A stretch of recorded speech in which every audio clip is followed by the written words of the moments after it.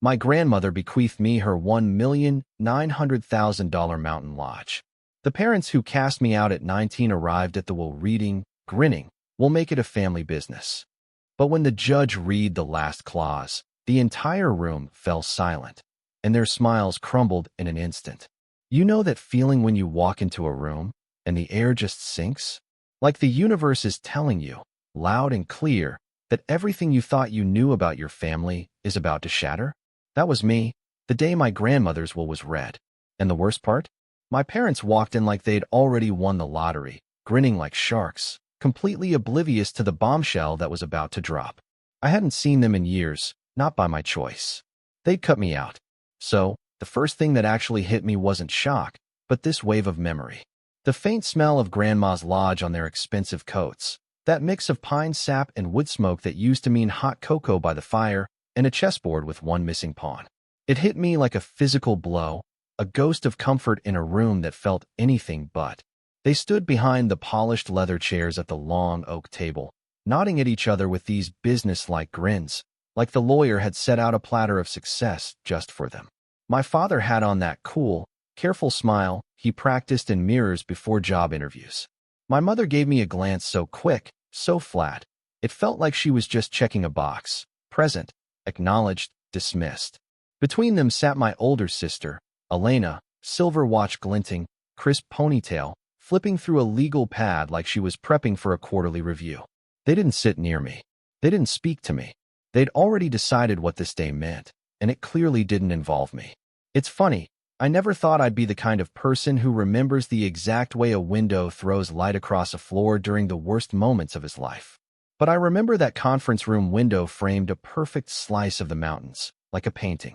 September air, crisp and cold, rolled in from the lodge's ridge, and tiny motes of dust drifted in the sunbeam, breaking against the side of the lawyer's briefcase. That lodge, man, it sat about an hour outside town. 3 stories of cedar, hand-carved railings, and creaking steps that sang at night. I'd always believed it had a pulse. If the realtor sheet said $1.9 million, that number was just the outer skin. Inside, it was birthday cakes and heavy quilts, my grandmother humming old lullabies from the old country, and the way she could read a room before anyone else even realized there was a room to read. And now, I was supposed to just sit and listen while people who hadn't spoken to her in years decided how to cut it apart. If this all sounds melodramatic, I promise you it wasn't. It was slow. It was the particular, bone-chilling quiet of winter arriving early. The last time I'd seen my parents before today, I was 19. I was still carrying boxes out of a dorm room that wasn't mine anymore because I had chosen the wrong major, the wrong job, the wrong sense of loyalty. They told me, with that clipped patience people reserve for children who've upset a table full of crystal glasses, that I was making everyone's life harder, that I should move out. Be realistic. They didn't say I was a failure, but they used synonyms. Independent, adult, consequences. I slept in my car for 2 weeks, learned the mountain roads by heart just so I could make it to my grandmother's lodge on the weekends, claiming I was there to help with the firewood stack. She'd make eggs with too much butter and tell me about stubborn trees that bent in windstorms and survived. We never talked about my parents. Not really. She just had this way of making you feel like your decisions weren't the end of the world, just paragraphs in a book with a lot of pages left. I built a life that didn't need their validation. I got a job at a small trail outfitter, the kind of place that smells like canvas and wood soap. I learned every boot they sold, every seam in each pack. I walked people through day hikes, overnight trips, and searches for the perfect sock. It wasn't glamorous, and it certainly wasn't the life my family bragged about at holiday parties. But at the end of the day, I owned myself. And I still took that drive to the lodge twice a month. Kept the gutters clear of needles, sanded a loose stair tread, and when the snow came, I'd clip the old-fashioned snowshoes to the porch rail like ornaments waiting for feet. As my grandmother's hands grew unsteady, I stopped pretending I was only there for chores and started bringing soup and reading to her from the local paper. She'd listen, eyes closed, and then ask in that quiet way she had, "Noah, do you know what you're worth?" I always thought she meant my hourly wage. She meant something else entirely. The lawyer, Daniel Hayes, but he looked like a Mr. Hayes who was born wearing a tie, asked us to sit. My parents finally acknowledged me with the smallest flinch when I pulled my chair in. The leather stuck to my shirt through a patch of sweat between my shoulder blades. Elena took the seat directly next to the lawyer, which would have been funny if I wasn't already so damn tired. Polish on the nails, pin ready, everything in neat, controllable lines. She had been their star since we were 10 and 12. She got the scholarships, the ladder of promotions, the unspoken contract that she would never make choices that made them look bad at dinner. I think the first time I ever truly understood I was an idea, not a son, was the day my father told me after a Little League game. "We will always support you, so long as you honor our family." I had struck out twice. Maybe honor begins with baseballs. Maybe it ends with property. "We're here to execute the last will and testament of Mrs. Daria Novak," Mr. Hayes began, his voice calm, formal. He explained the formalities, the witness signatures, the copies, the sealed envelope. My mother touched my father's hand and gave him a smile smoothed by teeth whitening. He didn't look at me. I could hear my own swallow in the pause after the lawyer's sentence. That little click that seems louder because it's your own body reminding you that you exist. "I have to say," Elena whispered, leaning toward my mother, "turning it into a destination brand is the only thing that makes sense. All that wasted equity." She didn't bother to lower her voice enough. I watched her eyes move as if she were already a co-owner, scanning a blueprint. Knock out a wall, add a deck, replace quilts with industrial throws that could survive a spill and a Yelp photo. My parents had been smiling since they walked in, but the word brand sharpened my father's jawline into something triumphant. He'd always wanted to talk like that. His dream vocabulary: assets, optimization, yield. Mr. Hayes listed the small things first. Jewelry to 3 nieces, her silver hairbrush set to an old friend, 2 quilts to a neighbor who always shoveled the porch steps after storms. I felt my throat tighten. The quilts had names. She used to tell me. Bear Path, Carpenter's Wheel, Star Mountain. The room's light shifted as a cloud moved outside, and for a moment, the mountains in the window looked closer, darkened into a single shoulder running toward us. "And now," Mr. Hayes said, turning a page with careful deliberation, "to the real property located at 7 Ridge Road, known to you perhaps as the Novak Mountain Lodge." I couldn't help it. I straightened up. My mother dragged her chair a fraction of an inch forward, as if to meet a finishing tape. "My lodge," my grandmother had always said, "belongs to the person who loves it enough to defend it." She had never told me what that meant. She had never said you. She had only asked if I knew what I was worth. Mr. Hayes read, clear and even, "I hereby devise and bequeath the Novak Mountain Lodge, including all fixtures, land, and appurtenances appraised at $1,900,000, to my grandson, Noah James Novak, in fee simple, together with the 4 rental cabins marked on the attached survey. This bequest is made with full knowledge and intent, and supersedes all prior instruments." My father's smile froze from the outside in. My mother's fingers, still on his hand, went rigid. Elena's pen stopped mid-scratch, so suddenly it squeaked. I didn't breathe for a second. Even when you allow yourself to imagine something, the real moment feels like you've stepped off a curb you misjudged. Nothing underfoot for half a beat, then a jolt. I forced air out of my chest with a short exhale that probably sounded like a laugh. I wasn't laughing. I was remembering my grandmother's last week. The way she asked me to bring the green tin from her bedroom closet and told me to check that the cedar blocks hadn't gone dry. She had looked past me then, toward a window where it was raining, and said, "Noah, some people think love is proven by who arrives when the table is set. Sometimes love is proven by who shows up with firewood when the stove goes out." I had joked, "Are you telling me to become a lumberjack?" She had squeezed my hand, her eyes glossy but steady. Mr. Hayes cleared his throat. "There are, however, conditions." The word dropped like a stone into a still lake. "Mrs. Novak has included several clauses regarding management, sale, and contest." My parents' smiles returned, brittle but showing. "Of course," my father said. "As a family, we're prepared to." "It goes to Noah outright," Elena cut in, nodding to me without looking at me. "But he'll need guidance. He's inexperienced." She offered Mr. Hayes a professional use of sympathy. "We're here to help. We can turn this into a real operation." "Ms. Novak," Mr. Hayes said politely, "if I might finish." He didn't wait for her answer. "The first clause is a no-sale provision. The lodge cannot be sold for a period of 7 years. The second identifies a land trust as a remainder beneficiary in the event of a sale or contest within that period. The third clause names a management successor in case of incapacity, which is unusual but lawful. The fourth clause is quite specific. He looked at me. He looked at my parents. Then he looked down at the page as if he were bracing himself. It concerns access and residency. I could feel my heart picking up. The window's light dimmed again as another cloud slid over the sun. I know it sounds odd, but even the wood grain in the table seemed to lift and tense. Mr. Hayes read, "Owing to past conduct and my personal knowledge of their intentions regarding my property, I expressly forbid my son, Martin Novak, and my daughter-in-law, Claire Novak, and any entity controlled by them from residing at, operating, managing, leasing, or otherwise benefiting from the lodge or associated cabins, directly or indirectly, for the period of the no-sale clause. Any violation shall be grounds for immediate injunctive relief and liquidated damages as outlined in Attachment C. They are permitted to visit as guests only with my grandson's written consent." The quiet that followed wasn't silent. It was crowded. The mountain wind moved, and the furnace ticked, and somewhere down the hall a printer warmed up. My mother's hand withdrew from my father's as if burned. Elena turned to stare at me for the first time. "She can't do that," my father said, "but not to anyone." He said it to the air. "She can't." "She did," Mr. Hayes replied gently. "We reviewed this with her at length. She was very clear.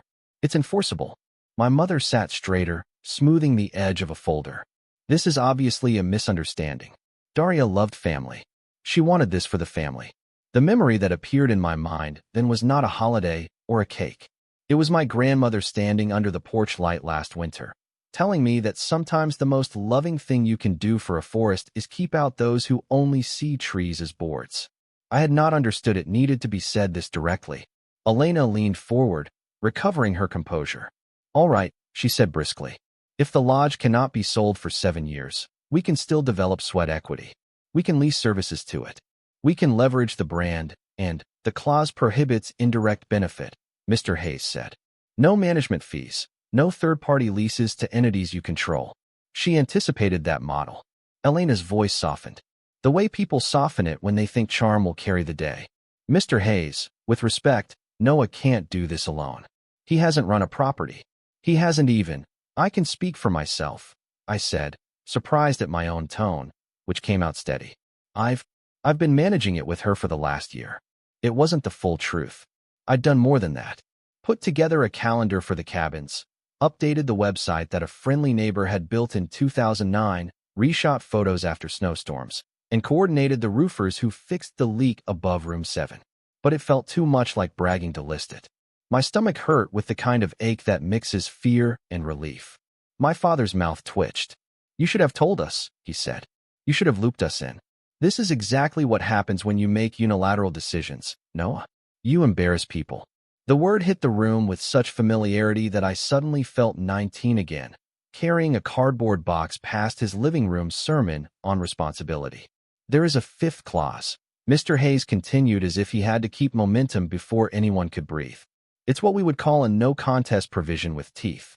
Anyone who challenges this will, upon initiating action, triggers the immediate transfer of the 4 cabins to the Novak Land Trust, with the lodge following upon the first adverse filing.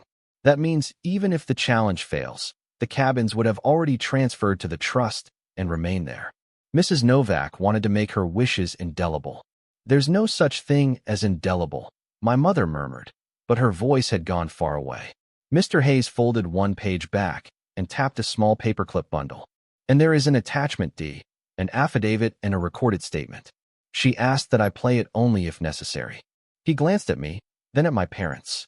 "I would like to remind everyone present that you may, of course, seek counsel, but if you speak now, you will be speaking on the record of this reading."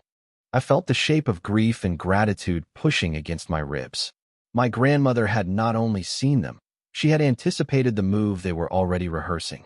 The exact angle of my father's jaw before he said the phrase fiduciary duty. The turn of Elena's pen as she tried to write her way around the word forbid. I was not used to anyone, anywhere, building guardrails for me. People had removed them and told me to learn balance. I realized my hands were clenched in my lap and forced them to loosen. That woman, my father said, and his voice, gentle for the lawyer, but sharp enough for me to recognize the old blade underneath, was not in her right mind near the end. She relied on Noah. He influenced her. This document is suspect. He turned to Mr. Hayes with a conciliatory tilt of his head. Of course, we'll be reasonable. We simply need to ensure the best outcome for the asset. It's a lodge, I said before I could stop myself. It's her home. Elena shot me a warning look. Noah, don't make this emotional. Be practical. Do you know what deferred maintenance does to a property like this? Do you know what the market's like? You can't operate on sentiment. She wanted it preserved, I said. My voice shook a little. She wanted the forest paths maintained and the creek kept clean and the cabins patched, not flipped. She wanted to hear boots on the porch that didn't belong to contractors. My mother let out a soft breath that held too many winters. Enough. We raised you, Noah. Don't forget that. The words landed like a dull bell. My grandmother had once told me that people in pain make smaller rooms for others so they can feel bigger in them. I looked at my mother's hands and remembered them packing lunches when I was 8. How she always cut the apple into 8 even slices. I looked at my father and remembered him teaching me to tie a tie for a school dance. How the knot had come out crooked and he laughed, really laughed, like a different man in a different story. I wanted to say that I hadn't forgotten. I wanted to say that remembering didn't mean obedience. Mr. Hayes placed his hand on the paperclip bundle. He had the expression of someone about to set a cup down on a surface he didn't trust. Mrs. Novak asked me to share an additional document if, and only if, her wishes were challenged by specific individuals. He tapped the names with a pen. That would be now. What is it? Elena asked, too fast. A sworn statement and a video file, he replied. In the statement, she describes conversations she had with each of you in the months prior to her death, as well as an incident involving a meeting at Ridge Cafe where the subject of a sale was raised without her consent. She references notes. She references an offer letter from a developer. She references. He stopped. Something else. For the first time since he started reading, I saw a personal reaction slip through his professional frame. Troubled, then resolute.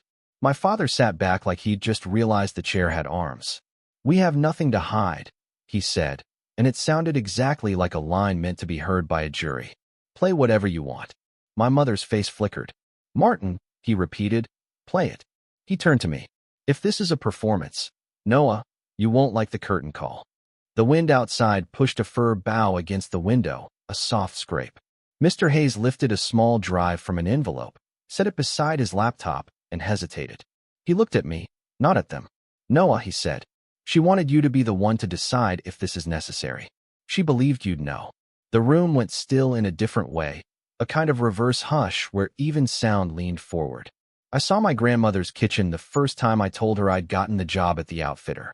She had wiped her hands on a towel and asked me, "Is this good work?" When I said yes, she told me that what we choose to build with our days builds us, too. I reached toward the drive and then stopped short of touching it. My parents were watching me with expressions I couldn't read all the way. Behind them, Elena's pen hovered, waiting to translate the air into strategy. I tried to count my own breaths. 1, 2. The small, familiar ache behind my breastbone eased as if someone had untied a knot. Play it, I said quietly. Mr. Hayes nodded once. He slid the drive into his laptop. The screen lit with a simple folder. Novak's statement video. He opened it. A single file appeared with a timestamp from 3 months ago and a title in my grandmother's unsteady typing, for when they try to take it. The room inhaled at the same time. My parents, Elena, even me. Mr. Hayes clicked. The screen brightened, and then there she was, my grandmother in her blue sweater with the frayed cuffs, sitting in the lodge's parlor with the stone chimney behind her. She looked straight into the camera with that same steadiness she brought to everything she'd ever survived. She cleared her throat once and started to speak. And in the first sentence, she said 3 names and a date, and the exact amount of an advance she had been pressured to accept, and the location where a document had been slid across a cafe table she had not asked to sit at. And my father, for the first time that morning, reached for a glass of water and missed it. Pause. My mother said suddenly, her voice small but sharp. Pause the video. She looked at me as if she were looking across a canyon and seeing someone she didn't recognize. Noah, don't do this. I held her gaze. The screen's light washed over all of us. The fire in the parlor behind my grandmother crackled once. Mr. Hayes's finger hovered over the space bar. And that's exactly where everything tilted, at the moment when a lifetime of quiet decisions gathered at the threshold of a single louder one. The wind rising in the firs and the mountains pressing closer through the window, as my grandmother's voice, steady and unshakable, continued to name what had happened while my family leaned forward, eyes wide, realizing there was more, much more than any of them had expected. Mr. Hayes didn't pause. My grandmother's voice filled the conference room, warm but cutting through the air like a chisel, finding a fault line in stone. On March 12th, Martin and Claire brought me to Ridge Cafe under the pretense of taking me for soup, she said. And I could see the steam curling behind her in the video, the old stone hearth, the chair I'd fixed with wood glue last winter. They set a paper before me and told me it was a simple authorization to get the roof work started. I read the first paragraph. It was not about the roof. It was about a sale. She looked directly at the lens and said the number of the offer, the developer's name, the date, and the clause authorizing her son to negotiate on her behalf due to increasing frailty. My father inhaled so sharply the sound startled even him. Elena's pen, which had been sitting poised, dropped an inch and tapped the table twice. My grandmother continued, measured, unhurried. I did not sign it. I asked for time to think. My son grew upset and told me I was being sentimental. My daughter-in-law took the pen and set it in my fingers. She held up her own hands, showing their tremor to the camera with a stubborn pride. They said they were protecting me from myself. I went home without signing. That night, I called Mr. Hayes. I asked him to come in the morning. I told him everything. Mr. Hayes glanced at me. Then, the look of someone confirming that a bridge he helped lay was holding. My mother whispered, too soft for anyone but the table to hear, "She's misremembering." But the video rolled on. My grandmother stated dates, the title of the developer letter. And then here her face shifted from firm to almost sad. She said, "This is not a punishment. This is my defense of a place I love, and of a boy who brought me soup and swept snow from my steps while others brought me plans." The video dissolved into her signing the affidavit with steady breath, the notary stamping in the corner. It ended with her leaning forward and saying,